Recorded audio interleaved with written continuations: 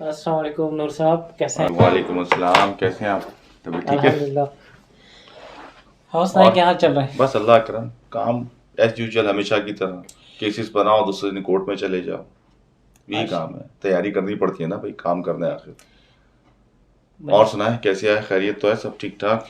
कोई नई ताज़ी खबर, कोई नई मुलाकात, कोई नई बात? बस अल्हम्दुलिल्लाह, दोस्त यारों के पास कल बैठे थे तो हमारे एक दोस्त को किराएदार बहुत तंग कर रहा है। उनका तंग कर रहा है मतलब क्या मतलब?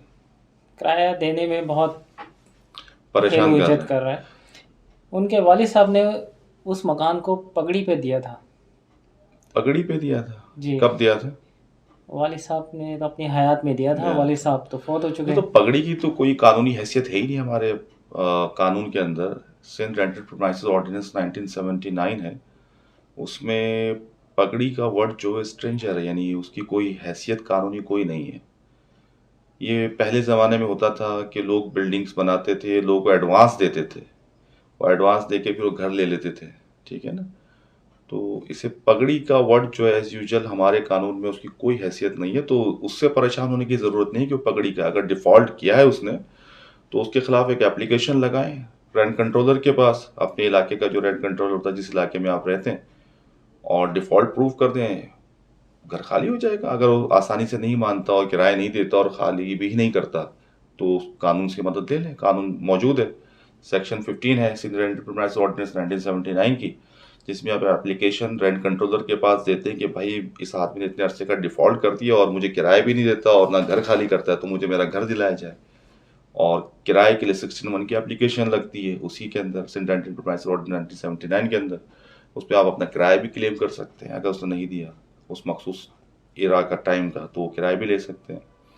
अब सवाल ये पैदा होता है, आपके दोस्त ने अगर आपको तफसील बताई हो, तो कितने महीने से डिफ़ॉल्ट किया है इसने, यानी कितने अरसे से किराया नहीं दे रहा? तकरीबन 4 महीने से किराया नहीं दिया उसने। 4 महीने हो गए। हाँ, तो डिफ़ॉल्ट में तो आ गया। इसका कोई एग्रीमेंट भी नहीं होगा यकीनन इनके पास, क्योंकि पुराना दिया हुआ है। एग्रीमेंट कहाँ करते हैं? पुराने बुजुर्ग एग्रीमेंट कहाँ हम्म। करते थे? तो 3 महीने का अगर डिफ़ॉल्ट हो जाए, जैसे कि ऐसा होता है कि जब एग्रीमेंट मौजूद हो और उसमें एक तारीख लिखी हो कि इस तारीख तक किराया देना है, तो 15 दिन के अंदर अंदर मजीद उसको ग्रेस पीरियड मिल जाता है। ग्रेस टाइम 15 दिन का मजीद मिल जाता है। 10 तारीख को किराया देना और नहीं दे पा रहा, तो 15 डेज का ग्रेस टाइम मिल जाता है। और मगर एक एग्रीमेंट ऐसा है जिसका एग्रीमेंट हमारे पास तो एग्रीमेंट है ही नहीं, उस पर तारीख भी कोई नहीं। ऑब्वियसली जब एग्रीमेंट ही नहीं तो तारीख कैसे हो? तो उसमें ऐसा होता है कि किराया 1 महीना गुजरने के बाद ड्यू होता है। महीना गुजार लिया, किराया ड्यू के 10 दिन के अंदर किराया पे करना होता है। और 10 दिन में अगर वो पे नहीं करता तो उसको ग्रेस पीरियड 60 डेज मिलता है, यानी 60 डेज एक्स्ट्रा मिलते हैं कि वो किराया पे कर दे। तो यहाँ तो आप बता रहे थे तकरीबन 4 महीने हो गए, यानी काउंट किया 120 दिन से ज़्यादा का टाइम हो गया किराया नहीं दिया। ठीक है ना? तो ये तो बनता पीरियड। है ये क्लियर, ये केस बनता है, इसके ऊपर आप suit file, rent case file कर सकते हैं। रेंट कंट्रोल को एप्लीकेशन दें, इंशाल्लाह घर खाली हो जाएगा आपका। तो ये ग्रेस पीरियड जो है रेंट फाइल करने के बाद शुरू होगा या शुरू हो चुका है?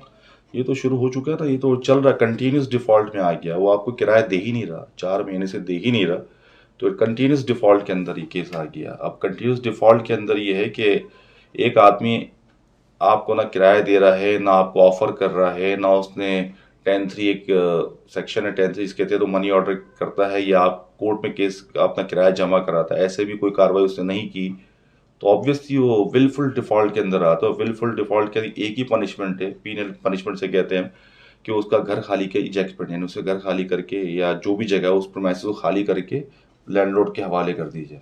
यह है तरीका। इतना मुश्किल नहीं होगा इंशाल्लाह। मशवरा दे दोस्त को कि अगर ऐसी कोई बात है तो रब्ता करे, किसी वकील से मशवरा करे, अच्छे वकील से रब्ता करे, इंशाल्लाह उसको फ़ायदा ही पहुंचेगा। उसकी प्रॉपर्टी वागुजार हो जाएगी, उसे मिल जाएगी। मुफ्त का एक आदमी कब्जा करके बैठ जाए, ये भी तो अच्छा नहीं है ना। अगर किराया देता है, बात बनती है कहीं से, तो बात बनाने की कोशिश भी करनी चाहिए। आज के हालात जो चल रहे हैं उसके हिसाब से थोड़ा सा नरम गोशा भी दिल में रखना चाहिए। आपका क्या ख्याल है कि इस तरह किराएदार जो है उसकी जायदाद पे कब्जा तो नहीं कर सकता? नहीं, किराएदार आपको रसीदें आप देते हैं, किराया जब वसूल करते हो तो उसकी रसीदें वगैरह भी उसे देते हैं ना, जो तरीका है। तो वो वो रसीदें प्रूफ करती है इस बात को, सबूत है इस बात का कि ये आपका किराएदार है। आपके पास ऑनरशिप डॉक्यूमेंट्स भी होते हैं, अगर ना भी हों, ऐसा सच का नहीं है, आप सिर्फ किराया वसूल करते हैं तो लैंडलॉर्ड जो है वो भी किराएदार के ऊपर, जो उस पर मकान में बैठा हो, तो केस कर सकता है। ज़रूरी नहीं है कि लैंडलॉर्ड जो है मालिक हो, ऑनर होना ज़रूरी नहीं है। तो उसके प्रूफ मिल जाते हैं, शवाहिद काफ़ी सारे होते हैं लोगों के पास, ऐसा नहीं है कि नहीं होते। ऑब्वियसली एक आदमी तरफ से रह रहा है और अगर वो क्लेम कर रहा है कि मैं मालिक हूँ, तो उसने भी तो साबित करना है कि मैं मालिक हूँ। इतना ईजी थोड़ी है कि किसी की प्रॉपर्टी पे कब्जा कर ले। कानून की मदद अगर आप ले लेंगे तो इंशाल्लाह फ़ायदे में रहेंगे। बानिस्बत ये कि कहीं इधर उधर किसी से कह के मैं खाली करवा लूँ या कर दूँ, उसमें नुकसान बहुत ज़्यादा होता है। प्रॉपर्टी का भी होगा, माल का भी होगा, और बहुत सारे मसाइल भी पैदा होते हैं। एक इलीगैलिटी जो है 10 इलीगैलिटीज़ को जन्म देती है, उससे काफ़ी चीज़ें पैदा होती है गलत। तो सही रास्ता ये कि आप कानून की तरफ आएँ, अदालत की तरफ आएँ। अल्लाह पाक आपको इंशाल्लाह ज़रूर कामयाब करेगा। आप हक और सच पर हैं तो इंसाफ ज़रूर मिलेगा।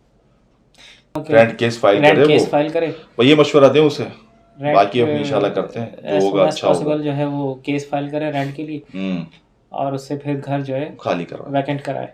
ठीक है। जी।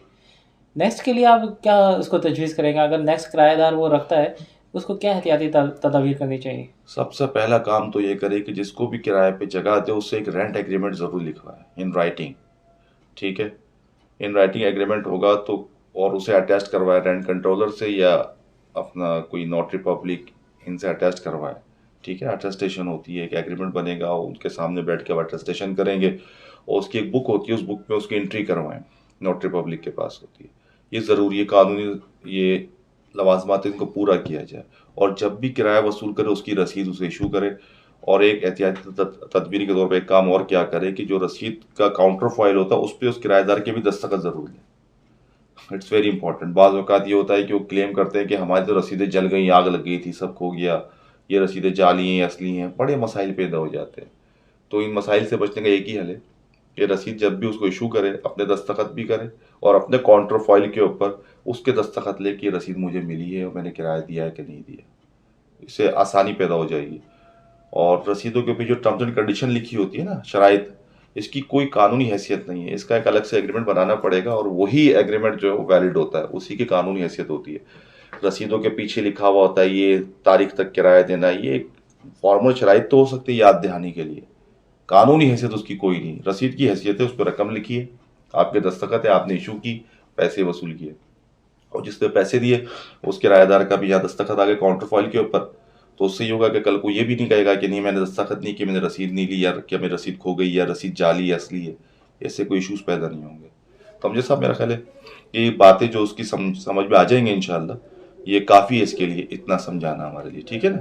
और मज़ीद मालूमात करनी हो तो हमारे पास आए, रब्ता करें हमसे, इंशाल्लाह हम उसको ज़रूर आपके दोस्त को ज़रूर इंशाल्लाह एंटरटेन करेंगे और उसको आसानी पैदा करेंगे। ठीक तो है, मैं उससे इंशाल्लाह मिलता हूँ, बहुत परेशान है, लेकिन इन बातों से उसकी तसल्ली तसल्ली हो जाएगी हो इंशाल्लाह। जाएगी।